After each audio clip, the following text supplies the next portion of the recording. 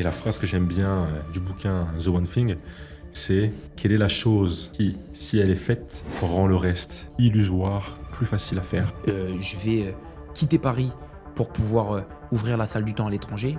Eh bien, faut pas que je réfléchisse à comment est-ce que je peux réussir à manager sur Paris. Non. Qui est la personne en qui j'ai le plus confiance pour faire cette tâche-là pendant que je peux me concentrer sur une autre. Et en fait, le bouquin, j'ai procrastiné avant de le lire. Au bout des quelques pages, je me suis dit « Est-ce que j'ai pas lu ce bouquin avant ?» C'est un bouquin qui est tellement pragmatique. En fait, d'une page à l'autre, tu as une nouvelle technique. Donc, à chaque page du bouquin, tu deviens encore plus compétent. Je pourrais même aller plus loin en disant que le plus dur a été fait. Changer ma condition de qui j'étais à 18 ans par rapport à qui je suis maintenant à 31, c'est plus difficile en termes d'étapes à passer que de qui je suis maintenant à moins à 40 piges. J'ai deux bouquins du même mec en vrai. C'est Benjamin Hardy. Non, Dan Sullivan, pardon.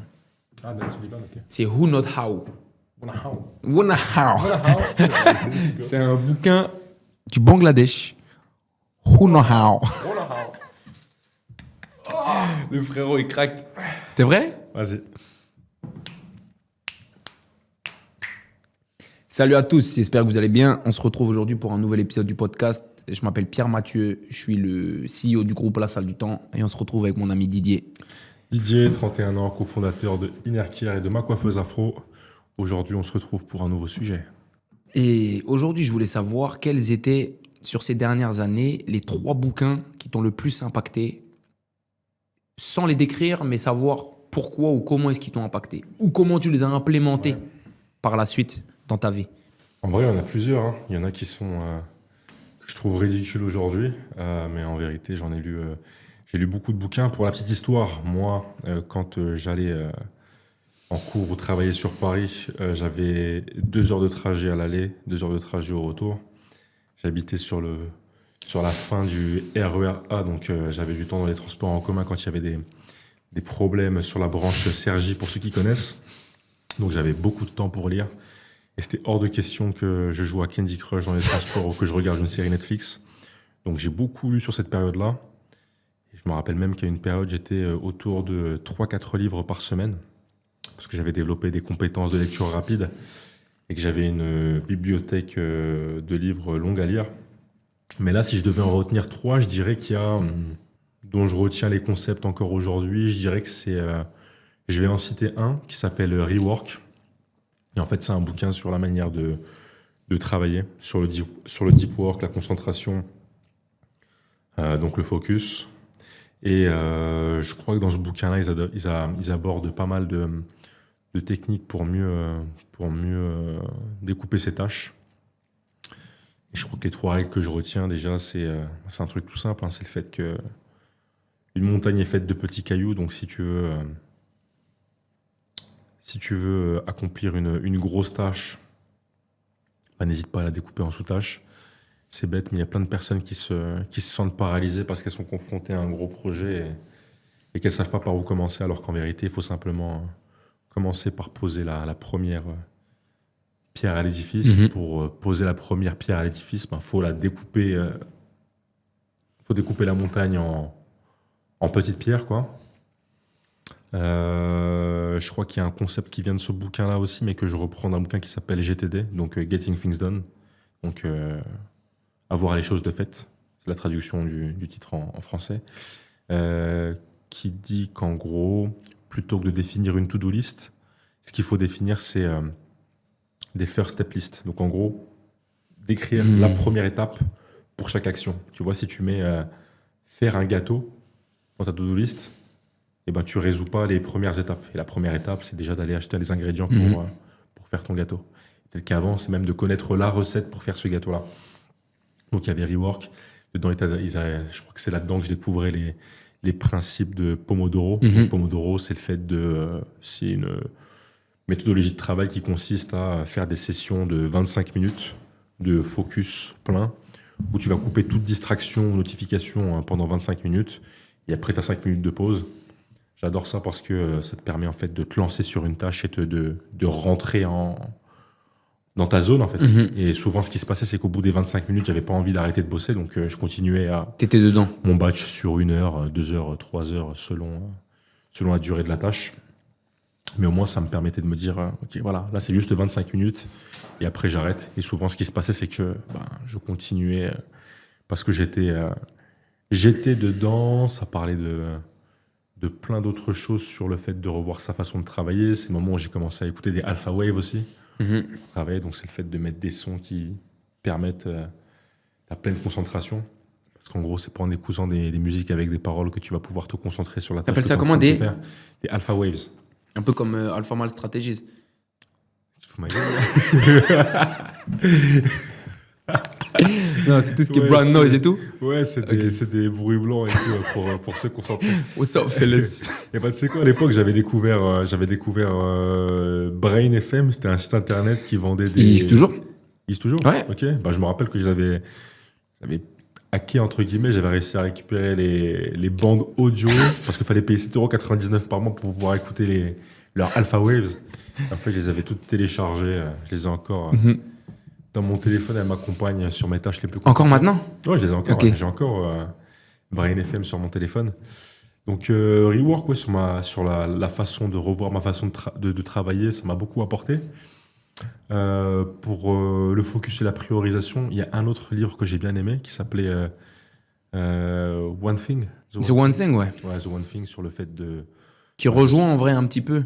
Ouais, c'est ça. Mhm. En vérité, c'est sur C'est le de la fait méthodologie. prioriser. En vérité, dans un monde avec autant de distractions, je pense que c'est des bouquins qui te permettent de te recentrer. Bien sûr. Et de couper le bruit autour. Mhm. Et la phrase que j'aime bien du bouquin The One Thing, c'est quelle est la chose qui, si elle est faite, rend le reste illusoire ou plus facile à faire. Mhm. Et ça, je trouve que dans ta vie de tous les jours, tu peux l'appliquer tellement de fois. Parce que si tu as plusieurs priorités, c'est ce qu'ils disent aussi dans le bouquin, tu n'as pas de priorité. Mhm. Une priorité, ce n'est pas au pluriel. C'est pas au pluriel, en fait, c'est au singulier. Si tu as plusieurs priorités, tu n'as pas de priorité. Tu n'as qu'une seule priorité. Et en fait, pour définir une priorité, dans un projet donné, la phrase magique, c'était celle-là. C'était quelle est la chose qui, si elle est faite aujourd'hui, rend le reste illusoire Ou plus facile. ou plus facile. Mhm. Donc The One Thing, j'avais beaucoup aimé aussi. Et en troisième bouquin, je dirais que c'est le MBA personnel. Et c'est le premier bouquin que j'ai lu en anglais, parce que j'avais pas trouvé la version française à l'époque. Elle n'existait pas encore, ça n'avait pas encore été traduit. Mhm. Et en fait, le MBA personnel, donc le Personal MBA, c'est le titre en anglais. C'est un bouquin qui a la prétention de résumer 2 années de MBA, donc 2 années de MBA d'école prestigieuse, ça coûte environ 100 000 €. Mhm. Donc ça a la prétention de résumer 2 années de MBA au sein d'un bouquin. Et en fait, le bouquin, j'ai procrastiné avant de le lire. Je crois que j'ai lu, j'avais 20 piges, j'avais encore jamais lu de livre en anglais, si ce n'est de la documentation technique pour de la programmation. Et en fait, c'est quoi? J'ai commencé à le lire. Déjà, j'ai eu un meilleur anglais. Et au-delà de ça, au bout des quelques pages, je me suis dit, mais pourquoi est-ce que j'ai pas lu ce bouquin avant? C'est un bouquin qui est tellement pragmatique. En fait, d'une page à l'autre, tu as une nouvelle technique. Donc, à chaque page du bouquin, tu deviens encore plus compétent. Je l'ai jamais lu. Tu l'as jamais lu? Jamais lu. Et pourtant, je suis des principes de ce bouquin, Ouais. les 5 pourquoi, etc. Ça vient de ce bouquin-là. Et d'ailleurs, c'est en lisant ce bouquin-là dans les transports en commun que j'ai re-rencontré mon pote David, avec qui ça m'arrive de bosser aujourd'hui. Parce qu'il s'est dit, attends, ce mec-là, il est dans le train, il est en train de lire un bouquin en anglais qui parle de business. Je crois que j'ai loupé un Pendant que je suis chapitre. en train de jouer à Candy Crush. Non, c'est pas ça. Mais après, lui, il me connaissait de l'époque du lycée où j'étais peut-être un peu plus oisif. Il s'est dit, mais attends, mais qu'est-ce qui s'est passé entre-temps? Mhm. Il y a eu un pré-étudiant, mon gars. Mais voilà, si je devais citer 3 bouquins que j'ai beaucoup aimés et qui m'ont marqué, ce seraient ces 3-là. Tu les recommandes à des jeunes? Je les recommande à des jeunes, ouais. Dès 18 ans, 20 ans? Ouais, en vérité, il n'y a pas d'âge. Et en vérité, un bouquin, tu l'achètes. Tu vas le lire avec un Ouvre niveau une de page. compréhension. Ouais, c'est ça. Et puis tu peux acheter un bouquin aujourd'hui et le lire demain, tu vois, et le lire dans 1 an ou 2 ans. C'est ce qui m'est arrivé pour le MBA personnel quand je l'ai acheté. J'en avais 19, quand je l'ai lu, j'en avais 20. Mhm. Et après, il y a 2 autres bouquins que j'ai beaucoup aimés aussi. C'est L'Alchimiste. C'est par rapport à la quête. Tu Coelho. vois, ouais, c'est la quête, en fait. C'est un bouquin qui m'a Faudrait que je le relise. touché quand je l'ai lu à l'époque, et je sais que tu l'avais lu aussi. Mhm. C'est un bouquin qui m'avait été recommandé par notre ami en commun, Maxime. Tu nous as présenté. Ouais, exactement. C'est grâce à lui qu'on s'est rencontrés. Et il y en a un deuxième encore que je recommanderais. Mais qui peut. Non, je pense qu'il est trop vieux maintenant. Mais il était révolutionnaire à l'époque. C'était La semaine de 4 heures de Tim Ferriss. Ah, Ouais, La semaine de 4 heures de Tim Ferriss. Et ce que j'aime bien dans ce bouquin-là, plus que les techniques, parce qu'aujourd'hui elles paraissent obsolètes, hein, le monde il a avancé depuis, c'est son pragmatisme en fait. C'est lui qui te disait, qui expliquait qu'en gros il parlait avec un ami à lui qui disait qu'il voulait devenir millionnaire pour ceci et pour cela, et que c'est la raison pour laquelle il travaillait autant. Et lui, ce qu'il voyait, c'est qu'en gros, le fait de travailler autant, ça l'éloignait de la vie de millionnaire qu'il voulait, puisque il avait aucun temps pour lui, pour ses proches et pour en profiter. Et en gros, il a décomposé le problème et il lui a dit, mais attends, qu'est-ce que tu cherches? Tu veux être millionnaire ou tu veux la vie de millionnaire? Donc il se rend compte que ce qu'il veut, c'est la vie de millionnaire. Et dans sa vie de millionnaire, qu'est-ce qu'il y a? Il y a le fait d'avoir cette belle voiture, cette belle maison, etc. Donc il lui dit, mais en vérité, ça, tu pourrais déjà l'avoir, la belle voiture, et il te suffirait de faire un leasing, par exemple. Et est-ce que ça ne te suffirait pas de rouler dans cette belle voiture, je ne sais pas moi, 2 semaines par an pendant tes vacances? Et en fait, il décompose le problème et à la fin, il budgétise tout ça et il lui dit, ben voilà, plutôt que de vouloir être devoir millionnaire. avoir 2 millions d'euros ou 20 millions d'euros de chiffre d'affaires par an, tu as simplement besoin de, je ne sais pas moi, 5 000 euros par mois pour assumer ce lifestyle. Donc, travaille moins, efface toute la partie chiante du business qui t'empêche de dormir, concentre-toi sur l'essentiel et kiffe ta vie. Et je trouve que, même si je ne l'ai pas appliqué, parce que je suis très très loin de passer des semaines de 4 heures, je trouve que c'est un bouquin qui ramène à l'essentiel sur le business, qui est le profit, plutôt que le chiffre d'affaires et ton ratio temps-argent, qui au final est l'équation qui définit si tu gagnes bien ou pas ta vie. Voilà. C'est des belles recommandations.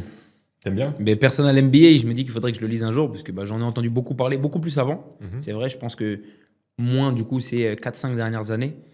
Mais je pense qu'il faudrait que je prenne le temps de le lire, parce que c'est vrai que moi, je suis aussi beaucoup dans tout ce qui est concept. Et du coup, ça peut me permettre comme ça de voir ce que je veux tout de suite implémenter ou non. Et comme tu dis, si c'est une page, un concept, je pense qu'il pourrait beaucoup me plaire. Ouais. C'est Olivier Roland en fait, qui avait parlé du MBA personnel à l'époque. Et je crois même que c'est lui qui l'avait traduit en français. Ok. Et d'ailleurs, pour ceux qui veulent des recommandations de livres, Olivier Roland, il avait fait un site, je ne sais pas s'il existe encore, qui s'appelle Des livres pour changer de vie. Ok. Et moi, en fait, si tu veux, si j'ai lu tous ces bouquins-là, c'est parce que je suis parti sur son site, je me suis dit, ok, ces livres-là, ils sont censés changer ma vie. Et je vais tous les lire et ça va changer ma vie. Quoi. Ouais, en vérité, ça va changer ma vie. Donc, pour ceux qui cherchent des livres pour changer de vie, il y a pas mal de bouquins qui a listé dessus. Peut-être qu'entre-temps, il y en a certains qui sont dépassés parce que le contenu est obsolète, mais il y a pas mal de pépites. Et toi, c'est quoi les bouquins qui ont changé ta façon de voir les choses? De voir la vie même? Le bouquin numéro 1, et je pense que celui-là, je le relis chaque année, c'est Les 48 lois du pouvoir. Les 48 lois du Robert Greene. Je suis un grand fan de Robert Greene. Ok. Et en plus, sa vie à lui, elle est assez intéressante, parce que je crois que jusqu'à 40 ou 50 ans, il était journaliste. Ça fonctionnait pas du tout pour lui. Ouais. Et en fait, à la suite d'une grosse dépression, il s'est dit, il faut que je travaille plus intelligemment. Et ce qu'il a fait, du coup, c'est que il a revu les 2000 dernières années d'histoire d'un point de vue de ce qui s'est passé au niveau des rois, de ce qui s'est passé au niveau de la guerre, de ce qui s'est passé au niveau de la séduction, de ce qui s'est passé au niveau de plein de thèmes. Et en fait, il a simplement décidé, si tu regardes ses livres, en fait, c'est simplement, tiens, par exemple, les 48 lois du pouvoir, comment ont agi les puissants de ce monde sur ces dernières années et comment est-ce que moi, je peux en tirer des règles, des thèmes, tu vois, des chapitres, et en faisant en sorte, dans chaque chapitre en plus, de reprendre des éléments d'histoire qui sont réellement arrivés, tu vois. Donc ce bouquin, je l'ai kiffé. Comme je t'ai dit, je l'ai même acheté en espagnol là récemment, puisque je me mets à l'espagnol. Pour le poder. Là, c'est 48 leyes del poder, exactement. Donc c'est vraiment un livre que je kiffe parce que, tu vois, on parlait dans les épisodes précédents du fait de gérer de l'humain, du fait de devoir, que tu le veuilles ou non, manipuler pour arriver à tes fins. Et je trouve que ce bouquin, c'est un super bouquin parce qu'il te permet de voir comment certaines règles peuvent être implémentées à haut niveau et comment est-ce que les personnes qui ont pu les utiliser s'en sortent. Tu vois? Donc, c'est vraiment un livre que j'aime bien parce qu'en plus, les chapitres sont courts puisque les chapitres sont précis. Donc, tu peux aller voir directement des thèmes qui t'intéressent en fonction de situations que tu peux avoir, tu vois. Donc, malgré le fait que à l'heure actuelle, ce soit bien plus difficile d'utiliser ces règles-là parce que on vit à une époque qui est beaucoup plus moderne. Et donc, tu n'as par exemple plus le droit de vie ou de mort sur des gens comme tu pouvais l'avoir il y a simplement 300 ans. Je trouve les réflexions très intéressantes. Tu vois, donc ça, c'est un. Et ensuite, c'est The Gap and the Gain. Ça, c'est un livre que j'ai lu l'année dernière. Mais d'ailleurs, j'aimerais revenir juste sur les 48 lois du pouvoir. C'est un bouquin que... Les 48 lois du pouvoir, c'est un bouquin que beaucoup de personnes n'aiment pas. Mais je trouve que justement, les gens qui n'aiment pas ce livre-là, elles devraient le lire. Parce que si elles n'ont pas ces mécaniques-là en tête, quand elles vont y être confrontées, elles ne vont pas pouvoir les débusquer. Bien sûr. Parce que les 48 lois du pouvoir, c'est un bouquin qui sert à... Offensif et défensif. Voilà, offensif et défensif. Tu peux les appliquer dans ta vie, mais tu peux aussi te servir du livre pour débusquer ces schémas-là et t'en protéger. Donc c'est important d'être conscient de ces schémas-là pour... Exactement. Ouais. Quand bien même tu te dis c'est pas bien de les utiliser, si demain quelqu'un les emploie sur toi, tu es capable de le sentir. Je suis d'accord avec toi. Ouais, complètement. Donc ça c'est un, deux, comme je t'ai dit, The Gap and the Gain, l'idée elle est simple, c'est t'en es là où t'en es aujourd'hui, t'es parti d'un point 0, tu vas arriver à un point 100, et l'idée c'est que par rapport à là où t'es à l'heure actuelle, tout ce qui se passe entre là où t'es maintenant et là où t'as envie d'aller, ça s'appelle le gap, c'est tout ce que tu vas avoir envie d'accomplir. Et le problème c'est que si t'es dans cette mentalité de y a tout ça que j'ai pas fait pour arriver là où j'ai envie d'arriver, tu vas être dans un état d'esprit de manque constamment. Alors que si tu pars de d'où tu es parti au tout début quand tu as démarré par rapport à ce que tu as accompli à l'heure actuelle, tu vas être dans un fossé qu'il appelle cette fois-ci le gain. Et donc en fait, ça te met dans un état d'esprit d'abondance. Parce que moi, je ne pensais pas du tout quand j'ai démarré arriver là où j'en suis aujourd'hui. Et quand je te dis quand j'ai démarré, c'est pas forcément quand j'ai démarré le business, mais par exemple quand j'étais à la fac. Tu vois, j'ai fait des études pour devenir professeur de PS. C'est-à-dire que mes prétentions allaient être, j'allais prendre peut-être 2500 € par mois si j'étais un prof agrégé, travailler une vingtaine d'heures, potentiellement devoir avoir un travail à côté, et je n'aurais jamais eu la liberté, la tranquillité, le pouvoir d'achat que j'ai déjà maintenant à 30 ans. Tu vois ce que je veux dire ? Donc c'est sûr que si je me dis par rapport à Pierre à 35 ou à 40 ans, j'ai l'impression qu'il me reste énormément de choses à accomplir, j'ai l'impression que je ne fais pas grand-chose, etc. Mais si je prends qui j'étais à 16 ou 17 ans quand je suis arrivé à la fac, le travail accompli a été énorme, tu vois. Et pour moi, ce bouquin, je l'ai kiffé parce que ça a été une vraie remise en question de justement ne pas me positionner dans ce gap, dans cette position de manque, mais de me mettre plutôt dans cette position d'abondance, de me dire, ok, regarde tout ce que tu as réussi à accomplir, c'était pas écrit. Donc si tu as réussi à accomplir tout ça, là, ce que tu as envie d'atteindre maintenant, en vrai, c'est du gâteau. Oui, ça va prendre du temps, oui, ça va prendre des efforts, mais je pourrais même aller plus loin en disant que le plus dur a été fait. Changer ma condition de qui j'étais à 18 ans par rapport à qui je suis maintenant à 31, c'est plus difficile en termes d'étapes à passer que de qui je suis maintenant à moi à 40 piges. Tu vois ce que je veux dire ? Complètement. Et donc ça, si je te dis pas de bêtises, c'est Dan Sullivan. Et du coup, du même auteur, c'est le bouquin que j'avais lu juste avant, qui était Who Not How. Et en gros, l'idée... T'aimes bien mon Who Not How ? Ouais. C'est Who Not How. Et l'idée, c'était de dire en gros que par rapport à ce bouquin-là, l'idée, c'est pas forcément de faire en sorte que chaque fois que tu vas accomplir quelque chose, tu vas te prendre la tête sur comment tu vas le faire, mais t'es un entrepreneur, t'as du réseau, t'as des ressources, comme on l'a dit. Par rapport à quelque chose que tu as envie de faire, qui est la meilleure personne que tu vas pouvoir embaucher, employer, payer pour pouvoir accomplir ces tâches-là. Et en fait, tu ne réfléchis plus en termes de « putain, il faut que j'apprenne à nouveau une nouvelle compétence pour arriver là ou là », mais par rapport à ce que j'ai envie d'accomplir, quelle est la personne que je peux employer, quelle est la personne à qui je peux donner cette tâche pour arriver à mon objectif. Demain, je vais quitter Paris pour pouvoir ouvrir la salle du temps à l'étranger. Eh bien, il ne faut pas que je réfléchisse à comment est-ce que je peux réussir à manager sur Paris. Non, qui est la personne en qui j'ai le plus confiance pour faire cette tâche-là pendant que je peux me concentrer sur une autre. J'aime beaucoup parce que ça fait écho à une leçon aussi de ces derniers temps pour moi. C'est-à-dire que moi, à chaque fois que mon associé me soumettait une problématique qu'on avait, je me disais, mais... Enfin, je te prends un exemple. On a un fichier de prospection, il me manque des adresses email, des numéros de téléphone et tout. Et là, je lui dis, non, t'inquiète pas, je vais coder un truc qui va nous permettre de taper dans tel API, faire des recherches manuelles sur Google Maps, sur Google pour parcourir les sites internet et trouver les numéros de téléphone et les emails. Et en fait, elle me dit non, mais je pensais mettre une annonce sur Malte et trouver la personne. Mhm. Et je lui ai dit, bah ouais, en fait, t'as raison.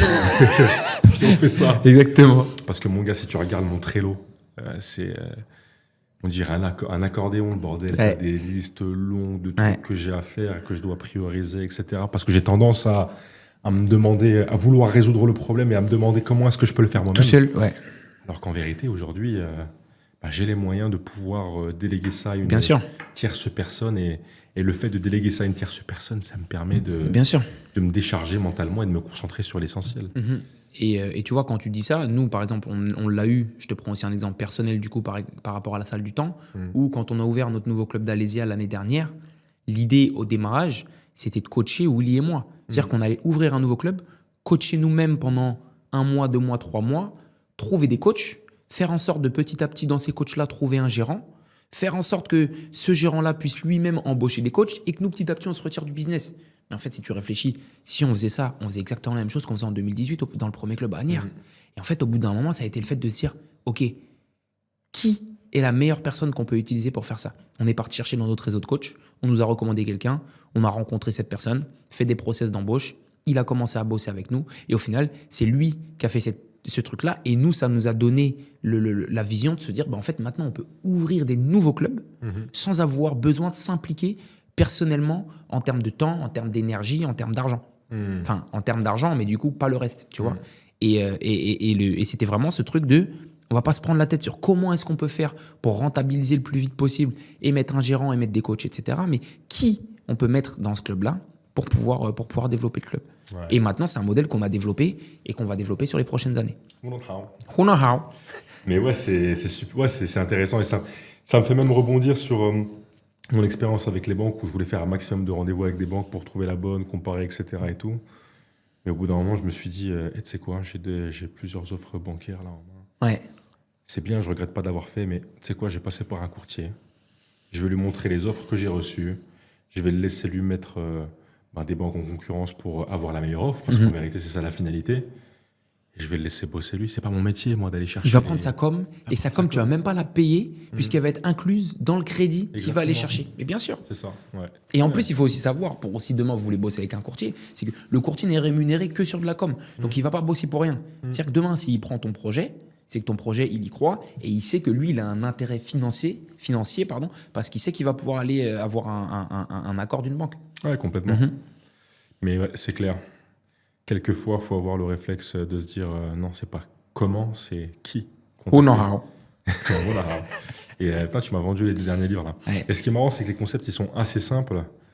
Assez proches aussi. Les contacts, ils sont simples. Ouais. Hein. La leçon du bouquin, à chaque fois, c'est comme The One Thing, ce que je t'ai raconté tout à l'heure. Le bouquin, c'est pas un roman. Enfin, la moralité, tu l'as dans le titre. Mais tu sais quoi, en fait, en ne lisant pas le livre entièrement, et je dis pas qu'il faut tout le temps les lire, ces bouquins-là, ces bouquins américains dans lesquels il y a beaucoup de vent quelquefois, mais en fait, le fait de les lire, ça te permet de t'imprégner de l'état d'esprit de la personne qui l'a écrite. Et je pense que si tu n'avais pas lu le bouquin, tu n'aurais peut-être pas le réflexe de te dire ça. Ce serait peut-être un concept abstrait, mais là, en fait, dans ta tête, il est clair. Et en une seconde, tu peux te dire, attends, ça fait 2 semaines que je me prends la tête sur comment je peux régler ce problème, alors qu'en fait, si demain je trouve la bonne personne, ça facilite tout le reste. Ouais, c'est clair. C'est l'avantage de les lire ou de les écouter ou de lire les résumés. Bon, j'avoue, les résumés, j'ai jamais été très fan des résumés de bouquins que j'avais parce que j'en retenais rien la plupart du temps. Mais quelquefois, c'est une bonne introduction avant d'aller acheter le bouquin pour le lire et passer quelques jours dessus. Mais ouais, très cool. Simple et efficace. Simple et efficace. J'espère que vous avez kiffé l'épisode. Allez lire ces bouquins. Et puis voilà. Si vous savez lire. Who know how. On va se faire attaquer par... la communauté. Vas-y, dis-le, gros. Par une ligue antiraciste.